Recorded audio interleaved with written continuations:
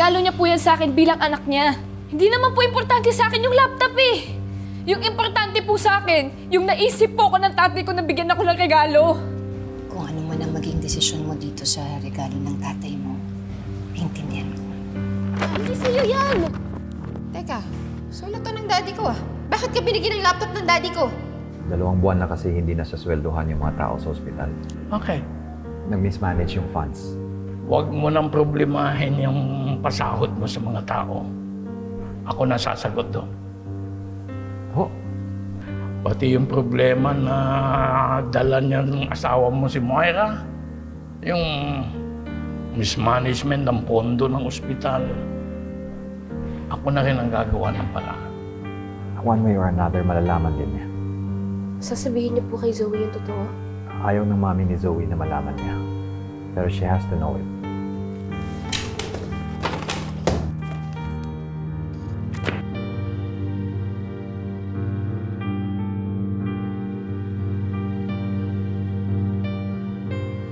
Paternity test?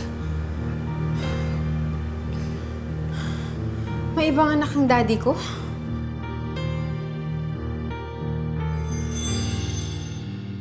Salamat, Katie. Despite your busy schedule, nagawa mo pang bisitahin kami. No worries, Ninang. I needed a break from studying. At saka, namimiss ko po talagang Apex. How are things here? Kamusta po kayo? I have too much on my plate, Katie. My dysfunctional family and yung ospital na hindi ko alam kung paano ko siya patatakbuhin.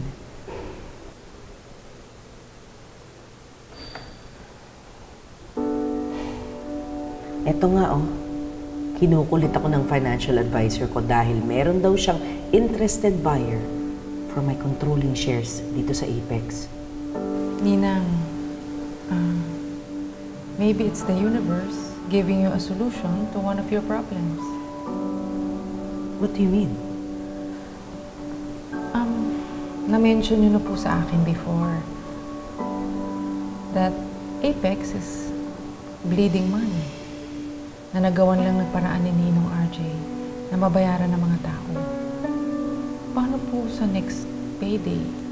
Anong gagawin ninyo? Hindi ko alam, Katie. Ayokong bitawan ng Apex. This is my father's legacy. At kapag ginawa ko yun, hindi ko na mababantayan si Robert. At hindi ko rin mapoproteksyonan si Zoe. Pero Ninang, pag nagtuloy-tuloy ang problema ng Apex at bumagsak ito, baka lalong mas mawala sa inyo si Doc RJ at si Zoe. They will need to go somewhere else. Parang kailangan niyo pong pumili. Apex o pamilya ninyo?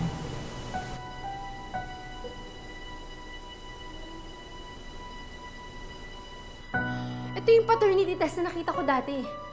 Pero sabi niya, para sa kaibigan niya. Pero siya to. Siya to, sa kanya to. Hindi kayo may alam si Annalyn dito? Kaya binigyan siya ng daddy mo ng laptop? Sasabihin niyo po kay Zoe yung totoo? Ayaw ng mami ni Zoe na malaman niya. Pero she has to know it. Ayaw ni Mom na malaman ko? You're right.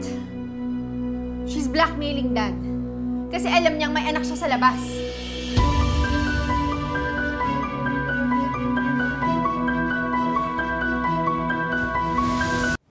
Bibili niyo ng Apex, tay? Shares muna ni Moira. Pero kapito ko yung asawa mo, ayaw pang bumitaw. Bakit po kayo nagka-interest sa hospital, tay?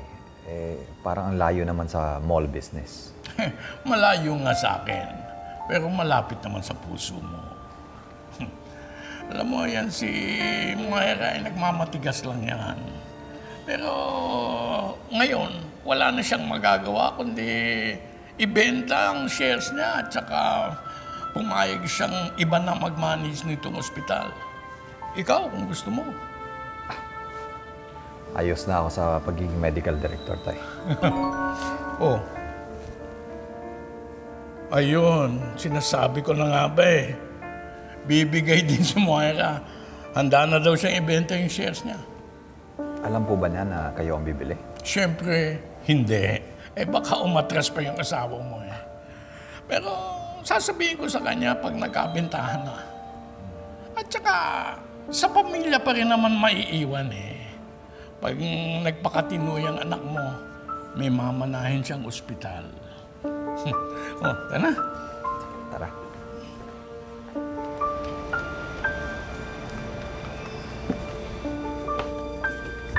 Ano anak?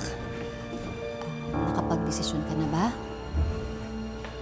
Gusto mo bang lumipat ng ibang ospital o mag-ibang bansa na lang tayo katulad nung sinadjust ng Tito Michael mo? Nay, ayoko pong umalis ng Pilipinas. Ay, naku na. Tama yan. Kasi kung pupunta ka dun sa ibang lugar, ang layo-layo, sa ibang bansa pa. Di lang yun. Masyadong magastos kung bibisitahin ka namin. Pwera na lang kung sasama mo ko. Eh, Chang Susan, sagot naman yata ni Michael kung sakali yung ticket natin eh. Paring Michael, kung sakali saan ba tayo? Sa Amerika o sa Europe?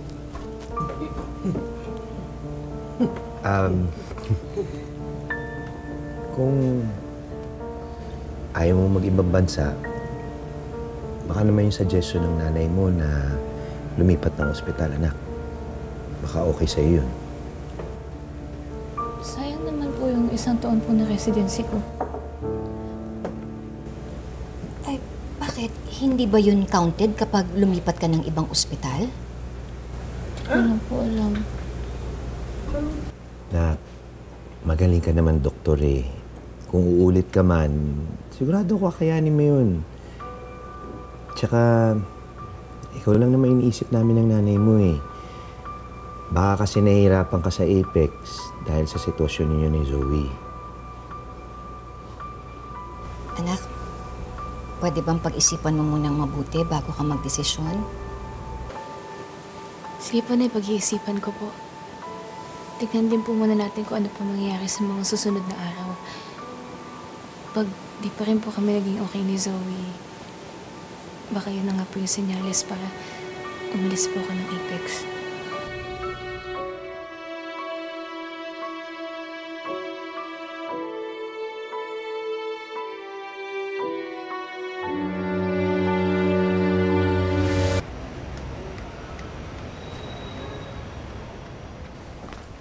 Uy guys, totoo ba may bago ng uno yung Apex? Yes! Nakalimutan mo na ba? Di ba dinidate ko yung doctor from Neuro?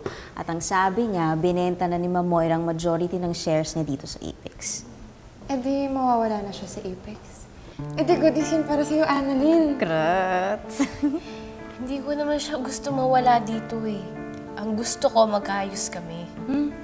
Eh parang medyo malabo na ata yun. Sorry, Annalyn, we have to go. Balik na kami sa duty. Ka na. Okay. Na kami. Okay, muna na kami. Bye-bye.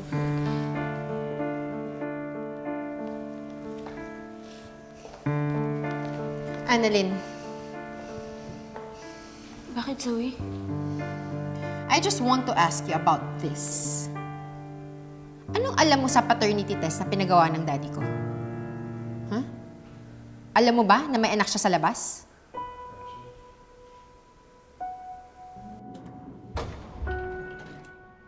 Mars! Mars! Halika dito. Thank you. Halika dito. May nasagap akong chismis. Anong chismis? Totoo ba? Oh. Na may bago na daw owner ang Apex? Ay, yan din ang narinig ko. Pero hindi pa ako sure. Ay! Kailan mo narinig? Sa baba! Ngayon, tayo pa yung nakakaalam. in my office in an hour, okay? Tanong mo kay Madam. Ayoko hindi matay sasagutin niya naman. Ma'am, hello po. Hello. Ma'am, pagtatanong lang po, with all due respect po, gano'n po katotoo na may bago na pong owner ang Apex? Yes, it's true. So, ibig sabihin, totoo po, madam. I sold my shares. Oh. Eh, ibig sabihin po, babay na po sa inyo. Bye-bye. I am still the hospital administrator here. Kaya kung ako sa inyo, back to work. Back to work na ako, excuse me. Before I forget, magkakaroon tayo ng dinner tonight para makilala niyo yung bagong owner ng hospital. Invited lahat ng staff. Kaya kung ako sa inyo, pagbutihin niyo yung trabaho niyo today. Dahil kung pumalpa kayo, sisiguraduhin kong hindi na kayo aabot sa dinner.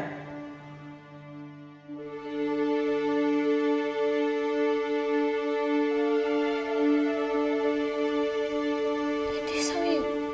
Wala akong alam tungkol dyan. Don't lie to me.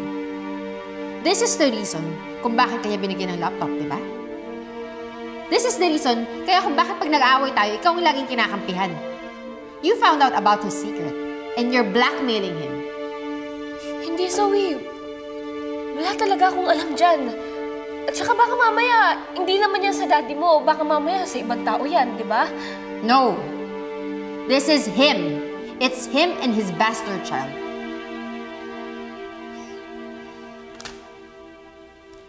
Gusto mong magkaayos tayo, di ba? Then for once, Annalyn, be truthful to me. Kilala mo ba kung sinong anak niya sa labas? What?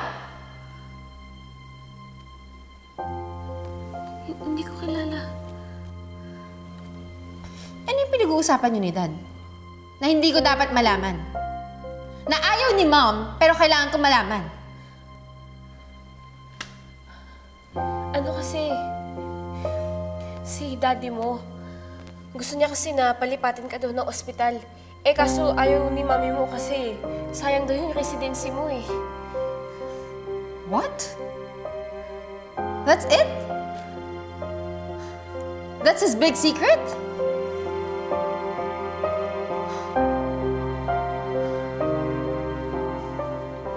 Get out. Get out!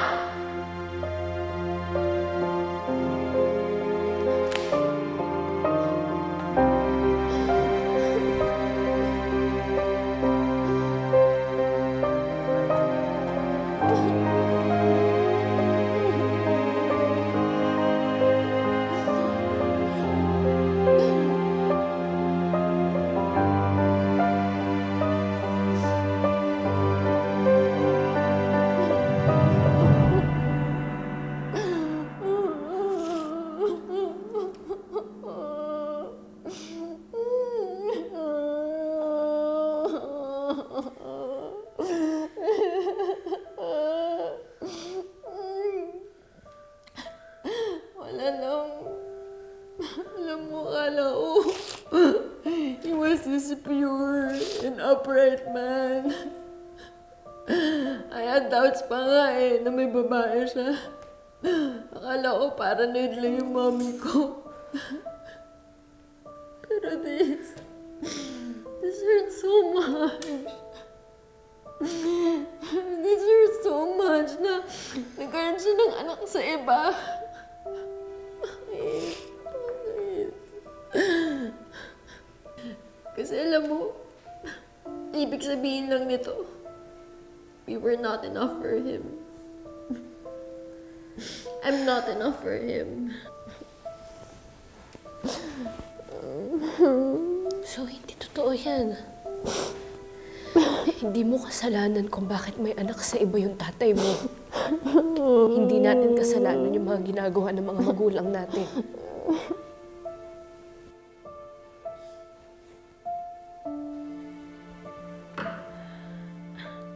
Teka. Ang arte mo. Bakit ka nakikiiyak dyan? Ha? Remember this. Whatever I told you about my dad, keep it to yourself. Do you understand?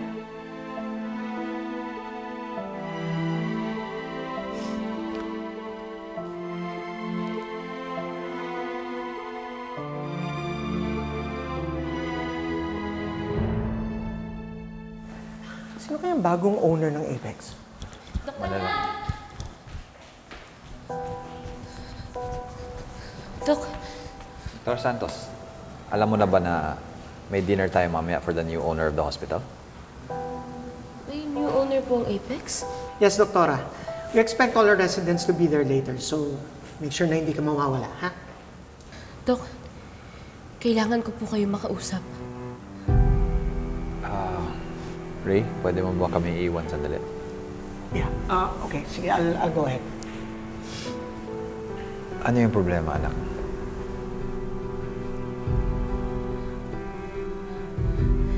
Dok, alam na po ni Zoe yung totoo.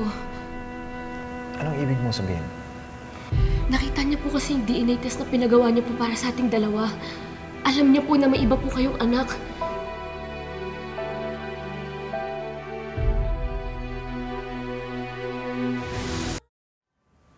Are you sure about this? Opo, Dok. Pinakita niya nga po sa akin yung resulta eh. Tapos tinatanong niya po ako kung kilala ko po yung isa niya pa pong anak. Sinabi mo ba sa kanya yung totoo? Hindi ko po masabi, Dok. Kasi galit na po agad siya. Eh, paano pa po kaya kapag nalaman niya po na ako yung hinahanap niya? Thank you for informing me, Dr. Santos. Ano po gagawin natin?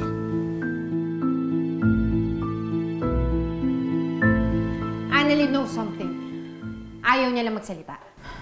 Bakit hindi mo lang tanungin ng daddy mo, Zoe? Total, hawak mo naman yung DNA test result. Diba nga, I told you? Tinanong ko na siya about this before. Nag-deny lang siya. And for sure, magde-deny lang ulit yun. Pero may importanteng taong dapat makaalam nito. My mom. Pero mag-aaway na naman ng parents mo pag nalaman ng mommy mo yung tungkol dito. Wala akong pakialam. She's his wife and she has the right to know. And this is proof na hindi lang ng babae yung daddy ko. Nagkaroon din siya ng anak sa labas.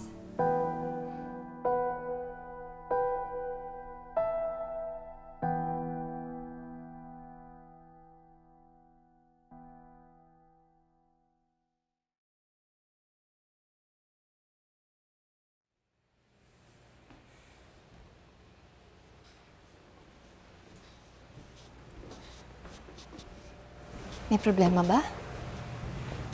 Anak, kung hindi mo gustong pumunta dun sa dinner, okay lang naman. Excuse mo na lang yung sarili mo. Nay, alam na po ni Zoe na may iba po siyang kapatid. Pero yun lang po yung alam niya. Hindi niya po alam kung sino. Nay, galit pa rin po sa akin si Zoe. Hindi niya po pwedeng malaman na ako po yung kapatid niya. Paano pa niya nalaman? Sino nagsabi sa kanya? Si Ma'am Moira ba? Nakita niya po kasi yung pinagawa po ni tatay na DNA test para po sa amin. Si RJ naman? May naisip nga po ako, Nay, pero di ko po alam kung dapat gawin ko po. Kasi di ba, Nay, nagalit lang naman po sa akin si Zoe nung hindi ko po nasabi sa kanya yung tungkol sa amin ni Luke. Paano po kaya ako ngayon? Sabihin ko po sa kanya na kapatid ko po siya. Aminin ko po yung totoo. Naku, anak, huwag mong gagawin yan. Dahil hindi lang si Zoe ang magagalit sa'yo, kundi pati yung nanay niya.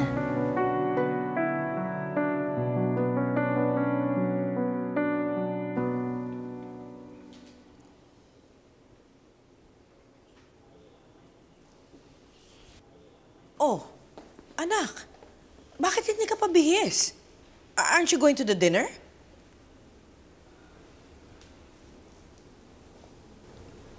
Zoe? Are you okay?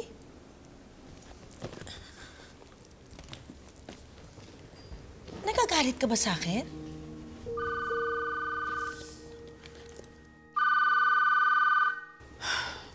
Yung dad mo. Hinahanap na siguro ako sa ospital.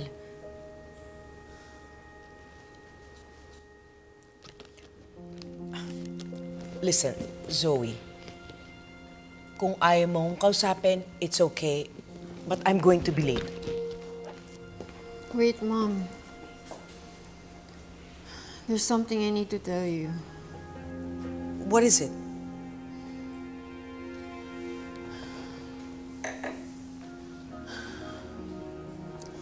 Mom, hindi ko alam kung paano ko sasabihin sa'yo to eh. Kasi alam ko masasaktan ka. Pero kailangan mong malaman. na may anak sa labas si Daddy.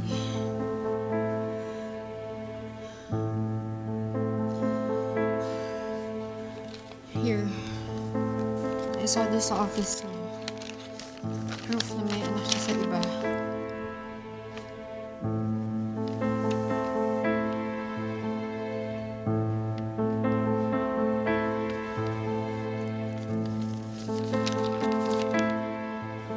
Mom, bakit hindi ka nagagalit? Ba't di ka sumisigaw? No, of course I'm mad. Nabigla lang ako. I didn't know. Oh my gosh. You knew! You knew! Alam mo may anak sa labas si Daddy! Alam mo! Zoe, ano pinagsabi mo? Mom! No! Don't act surprised now, ha? Bakit hindi niyo sinabi sa akin?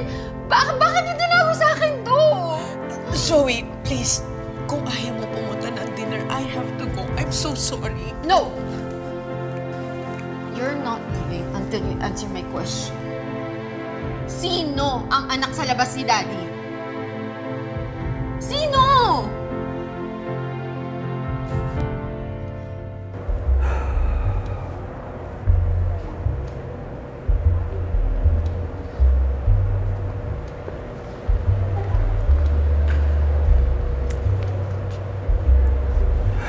O, Beng, bakit mo kang problemado ka?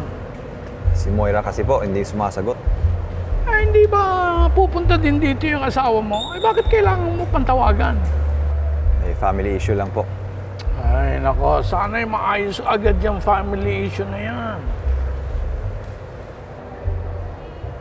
Ito si Annalyn. Nakakatuwa talaga yung batang yan. Tignan mo, napakagaling niya. At saka kitang-kita mo sa kanya na mahal ang ginagawa niya. Ako, sigurado ako, proud na proud sa kanya mga magulang niya. Tulad ko, lagi kitang pinagmamalaki, Obeng. Tay, pwede ka ba mag-keep ng secret? Bakit? May iba na bang nakaalam na ako nakabili ng ospital? Oo. Ibig sabihin, nakakapagtago ako ng sikreto. Bakit?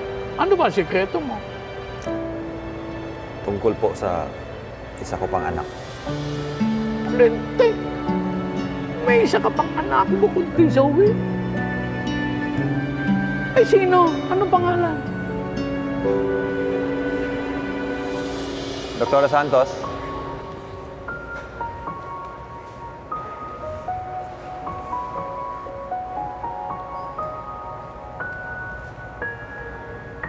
Tay, ang isa ko pong anak, si Dr. Annalyn Santos.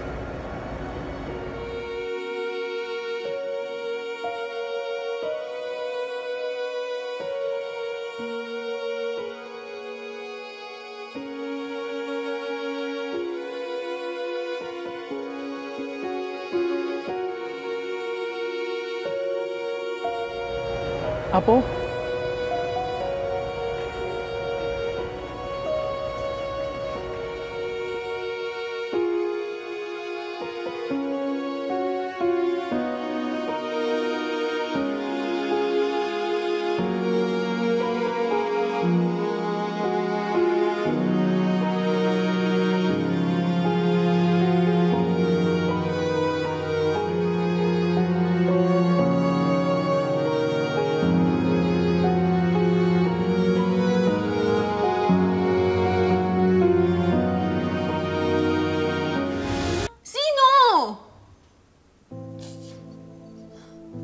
Sasabihin sa akin, ha?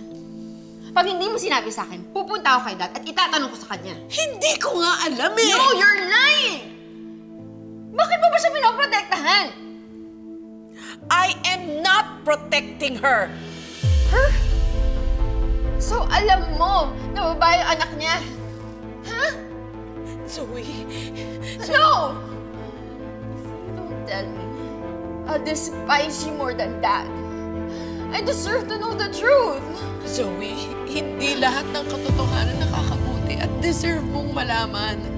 Mom, kakampi kita, di ba? kita. Pero bakit pinagmumukha mo akong tanga? Bakit?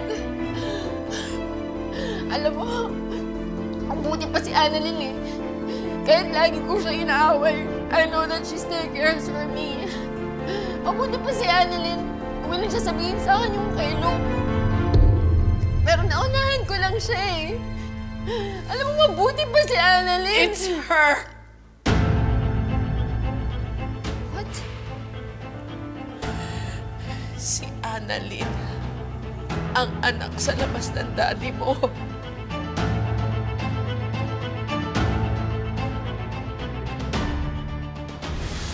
Annalyn, you seem happy. Kasi po, Dok, pinakilala na po ako ni Tatay bilang anak po niya kay Lolo Pepe. Dad, kayo pala nakabili ng shares ko. Okay na rin, at least hindi mawawala sa family natin ang ownership ng hospital. Ang ibig mo sabihin ay sa pamilya ko. Hindi ka lang traitor. Ubod ka pa ng sinungaling. Zoe, hindi kita maintindihan. Alam ko na yung totoo! Alam ko na anak ka sa labas ng daddy ko! Sabi mo kanina, hindi niyo may pagtapat sa buong mundo ang tungkol kay Annalyn dahil hindi pa alam ni Zoe.